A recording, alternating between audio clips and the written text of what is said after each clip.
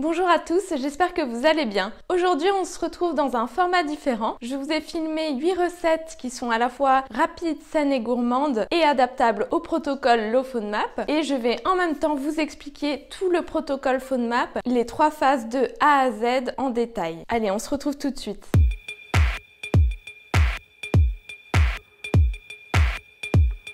Avant de commencer, j'ai préparé des fiches gratuites qui reprennent la liste des aliments pour le protocole FODMAP, des quantités précisées et des recettes. Si vous êtes intéressé, le lien est dans la description. Le régime sans FODMAP. On en entend de plus en plus parler, mais alors qu'est-ce que c'est? Aujourd'hui, je vais tout vous expliquer. Tout d'abord, attention, cette méthode est appelée régime, mais le but ici n'est pas du tout une perte ou une prise de poids. Le but est de soulager les symptômes du syndrome de l'intestin irritable et d'essayer d'identifier les aliments qui déclenchent ces symptômes. Bien sûr, le corps peut fluctuer en suivant cette méthode, comme avec tout changement que l'on fait sur notre alimentation, mais ici le but final est de comprendre et construire son propre équilibre alimentaire qui nous évitera des crises à répétition. Tout d'abord, pour qui est recommandée cette méthode? C'est notamment pour les personnes souffrant du syndrome de l'intestin irritable, donc qui souffrent de troubles du transit, de ballonnement, de gaz. Les symptômes sont souvent accompagnés de grosses fatigues et de stress, donc tous ces symptômes ont un impact sur notre qualité de vie, le stress et aussi nos relations. Donc oui, il est normal de vouloir essayer et de vouloir trouver une méthode afin de retrouver une vie normale.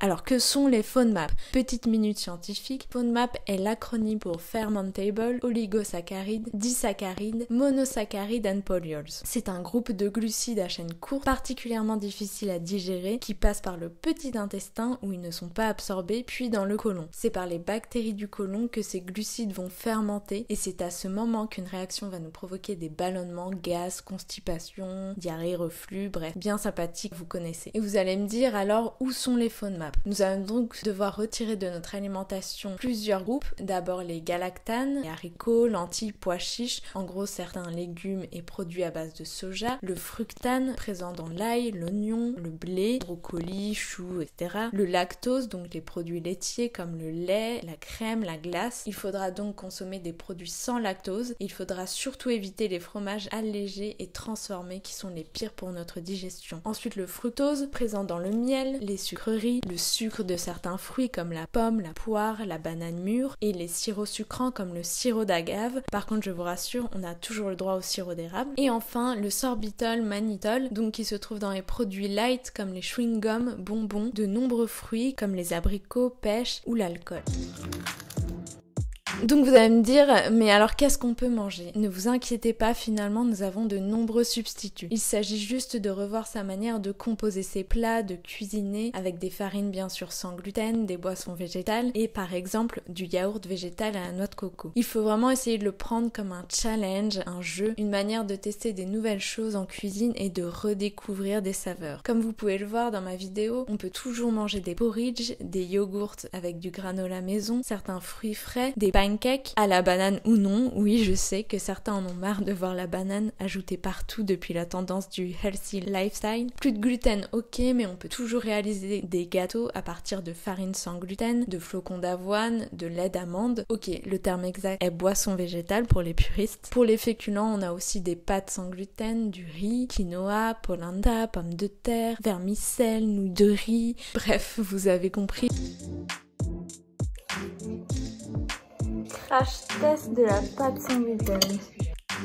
Finalement, on peut continuer à se faire plaisir, on a beaucoup de choix. Par contre, on va plus revoir notre manière de cuisiner, surtout pour faciliter la digestion. On va éviter l'alcool, trop de caféine, les plats trop épicés et surtout trop gras. Donc oui, ok, on a le droit à la pomme de terre, mais évitez à la friteuse. On le sait également, le stress joue énormément sur notre digestion et encore plus pour les personnes souffrantes du syndrome de l'intestin irritable. En plus de l'alimentation, il est donc essentiel de prendre du temps pour soi, pour se relaxer. Chacun sa méthode, j'aime commencer ma journée par 20 minutes d'étirement et la finir par 10 minutes de méditation et de respiration. Ok, ça sonne un peu gourou, trendy yogi, mais c'est important de trouver ce qui fonctionne chez vous. Le but donc du protocole FODMAP est de réduire la consommation de tous ces aliments irritants afin de réduire nos symptômes. En supprimant ces catégories d'aliments, on va pouvoir calmer nos symptômes et donc passer à la phase de réintroduction afin d'identifier quels aliments on tolère ou non. Avant de rentrer dans le détail, je veux insister sur le fait qu'il est important de vous faire accompagner par un diététicien car vous allez comprendre que ce régime demande beaucoup de méthodes d'ajustement.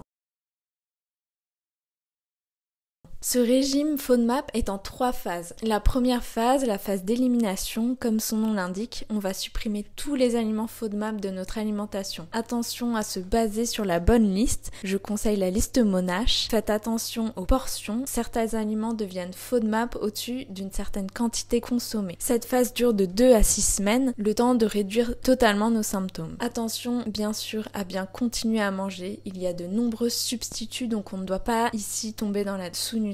Pour vous aider, suivez un journal en notant tous vos repas, les fréquences, les compositions. C'est vraiment important d'avoir une vision de votre diète sur la journée car parfois on va manger 100% low FODMAP et quand même avoir des symptômes. Donc en vous penchant sur vos repas de la journée, vous allez peut-être voir par exemple que vous avez mangé 2 kiwis au petit déjeuner, en collation, au dîner. Donc oui, 2 kiwis sont considérés comme sans FODMAP, mais 6 sur la journée, vous aurez peut-être dépassé votre seuil de tolérance. La deuxième phase est la phase de réintroduction. On va réintégrer méthodiquement des aliments que l'on avait supprimés. On va tester un à un des aliments qu'on peut dire clés des catégories que l'on avait supprimées. Cette phase est méthodique car on doit espacer la prise des aliments FODMAP et également augmenter progressivement les quantités. Elle dure de 6 à 8 semaines et grâce à cette phase, on va pouvoir identifier quels aliments font réapparaître nos symptômes ou non et ainsi comprendre lesquels on devra supprimer de notre alimentation. Attention, c'est vraiment important de réintroduire un aliment à la fois et avant de tester un deuxième aliment, on doit revenir à notre alimentation de base de la phase 1 sans FODMAP avant de tester un autre aliment. C'est vraiment la phase où je vous conseille de vous faire accompagner. Enfin, la phase d'équilibre, c'est la phase de personnalisation qui est plutôt, on va dire, la conclusion des 2 premières phases en fonction des aliments que l'on tolère ou non et en fonction des portions, des mix entre certains aliments FODMAP ou non, on va trouver son propre équilibre alimentaire.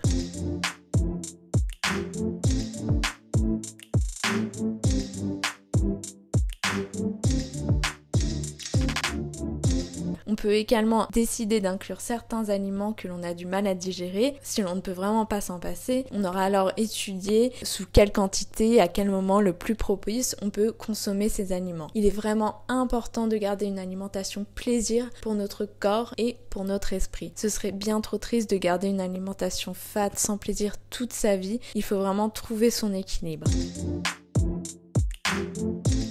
J'espère que cette vidéo vous a plu, n'hésitez pas à laisser des commentaires si vous avez des questions, également si vous avez testé les recettes et n'hésitez pas à me dire si ce format vous plaît et à vous abonner à ma chaîne.